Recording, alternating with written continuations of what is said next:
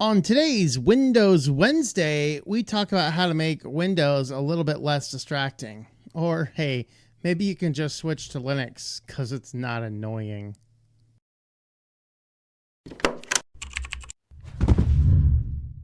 Thanks for checking out this video by Switch to Linux. If you like this type of content, subscribe to the channel if you'd like to see more. Leave us a like and a comment down below. And we do find these articles from time to time, and it's kind of worth talking about them when we do, because it just kind of illustrates the point of how crazy and annoying Windows can be. You see, Windows, or not just Windows, just your operating system should be a functional, stable system that allows you to run applications and get your work done. It should not be constantly vying for your time, distracting you, upselling you things that you have not bought, or other things that are not necessarily important at this point in time. And so this article here was yet another one of these articles that just keeps on coming out that talks about how distracting Windows can be. And that is an interesting point, because really Windows gets in our way, and it keeps getting in our way, and it progressively gets in our way. It's to the point where you just cannot have an operating system on Windows without being advertised to constantly. And so this article comes out, and is it Mario, I think? He writes this article, and he says here, Windows 11 can feel loud and distracting out of the box. Here are the features I disable immediately to make the OS calmer and easier to use. And again, if our purpose is to get work done, you don't want to be distracted from work by something unnecessary. Now, if you have an appointment on your calendar, a little pop-up notification to remind you of your appointment, bust you out of that zone if you happen to get there, is a great thing. But you're on there doing your work, try OneDrive. That is completely unnecessary, wholly distracting. It is an advertisement, and that does not require your attention right now. Or ever, if you ask me. It is Windows. If I wanted to use OneDrive, I'd have done it by now. You know what I mean? Okay. But that really is what he's getting at here, looking at all of the clutter that happens.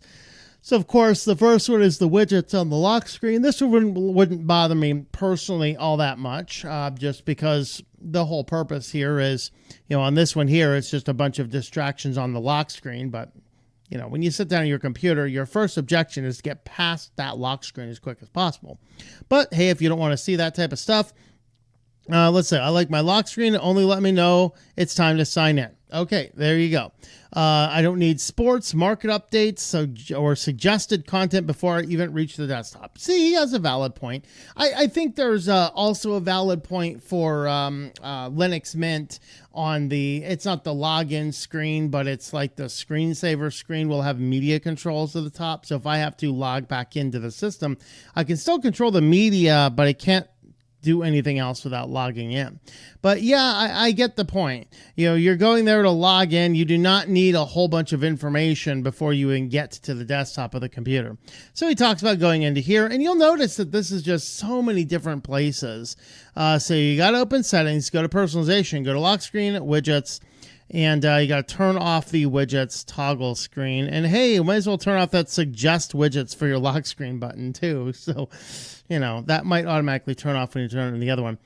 Turn off the suggest widgets and set the picture or slideshow to personalize your lock screen. There you go. That's good. Next is widget icon in the taskbar. So I don't mind having quick access to widgets, but I don't need live updates. So trying to pull the distraction away. So this is going to basically stop you from having the unnecessary distraction from hiding showing various icons that are not necessarily important there. And just like I don't need annoying pop-ups when I'm looking at the article here. So go to settings, personalization, taskbar, widgets.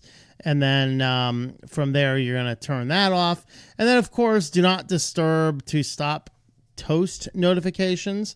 So another feature I always turn on is do not disturb. So it's really funny when you got to get to your system and it's notoriously so annoying you have to put it in a do not disturb mode. That's disturbing in and of itself. Like, again, if I have an appointment coming up Great. In some instances, sure, pop up a notification for an email. Okay, fine. Try OneDrive. Donate to GNOME. Yeah, this is nonsense. It is crazy. Of course, GNOME, if you're paying attention here, is indeed Linux. Yes, they started doing that nonsense too. How wonderful. But if you want to turn off your notifications, again, in your settings, system notifications, and turn on Do Not Disturb, of course, you will not get anything coming through. And that is basically the nuclear option, which is frightening, right?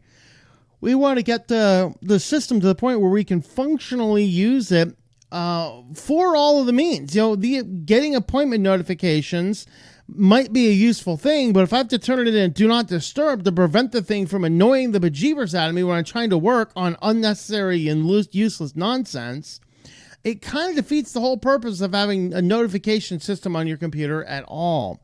And so that's an interesting point. Start menu, content recommendations. So, of course, this is advertising things. Of course, it's not advertising. It's recommendations. What is the difference between advertising and a recommendation? I mean, it's not like third-party sources. I think that's how they would define it. Recommendations are when we do ads for our stuff. OneDrive, try it now. Right?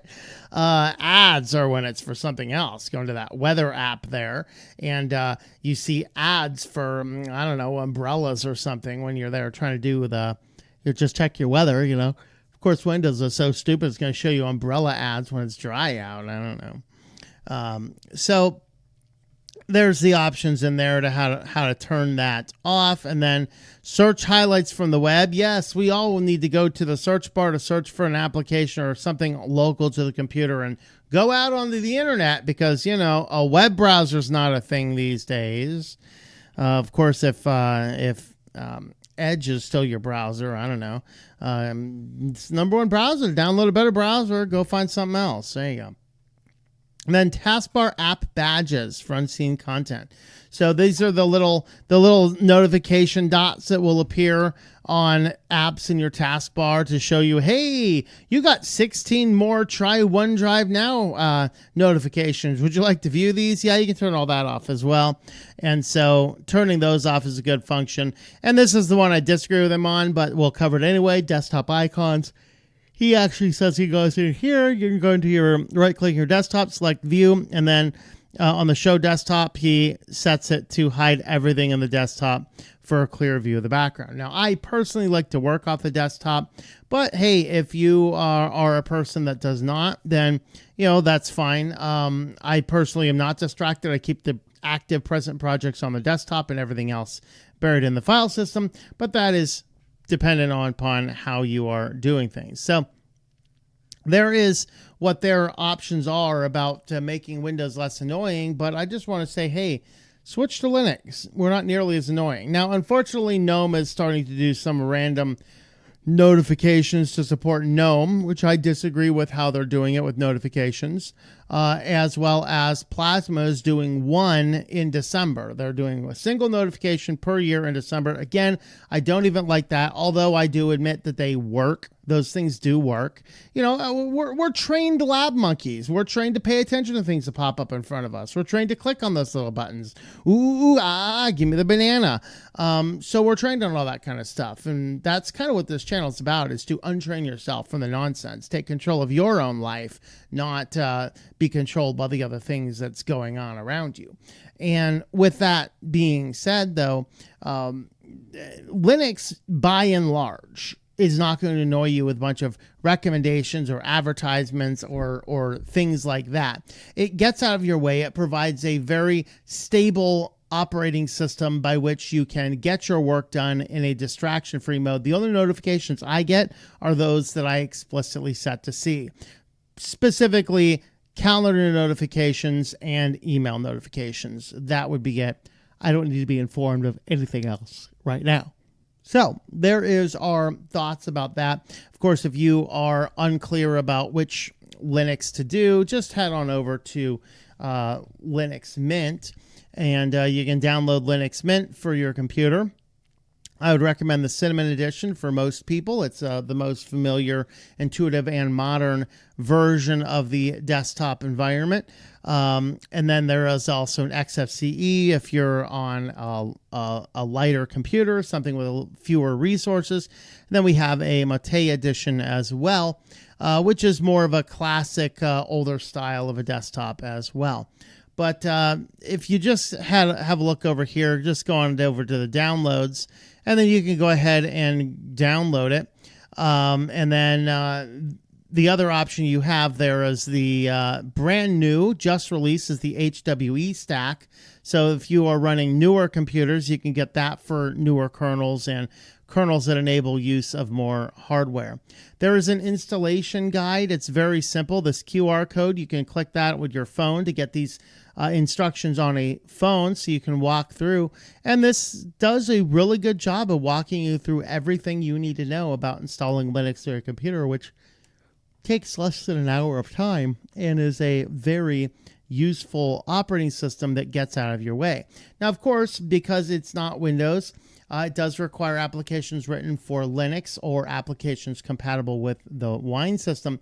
But in our modern age, we're getting to that point where most of our applications are either web-based, which every browser on Windows is available on Linux, or many applications have native Linux versions of it. You know, if you're using Dropbox or Spotify or Zoom, they are all available for every version of Linux that you want.